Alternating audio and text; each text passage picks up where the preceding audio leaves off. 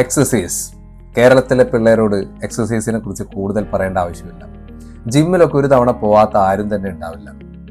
ഫ്രണ്ട്സും ഒക്കെ ആയിട്ട് പലതവണ നമ്മൾ അറ്റംപ്റ്റ് നടത്തിയിട്ടുണ്ടാവും. പക്ഷേ എക്സസൈസ് ജീവിതത്തിന്റെ ഒരു ഭാഗമാക്കുക എന്ന് പറഞ്ഞാൽ അതൊരു വലിയ കഠിനമായിട്ടുള്ള പ്രോസസ്സാണ്. ഇപ്പൊ എന്നെ സംബന്ധിച്ചിടത്തോളം ഞാനും പലതവണ എക്സസൈസ് ചെയ്യുന്നതിന് വേണ്ടിയിട്ടും ഒക്കെ ജിമ്മിൽ പോയതാണ്. പക്ഷെ കഴിഞ്ഞ ഒരു 1.5 വർഷമായിട്ട് റെഗുലറായിട്ട് എനിക്കും എക്സസൈസ് ചെയ്യാൻ സാധിക്കുന്നുണ്ട്.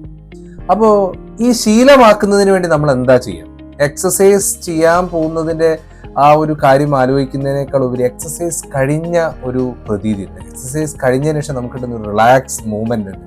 അതിനെക്കുറിച്ച് ആലോചിച്ചാൽ തീർച്ചയായിട്ടും ഞാൻ അതിനെക്കുറിച്ച് ആലോചിച്ചുകൊണ്ടാണ് കണ്ടിന്യൂസ് ആയിട്ട് റെഗുലർ ആയിട്ട് എനിക്ക് പോകാൻ സാധിക്കും. സോ എല്ലാവരോടും എനിക്ക് പറയാനുള്ളത്, ആഫ്റ്റർ എക്സസൈസിനെ കുറിച്ച് ആലോചിച്ചാൽ നിങ്ങൾക്കും നമ്മുടെ ജീവിതത്തിൽ ഇത് കണ്ടിന്യൂ ആയിട്ട് കൊണ്ടുപോകാൻ സാധിക്കും.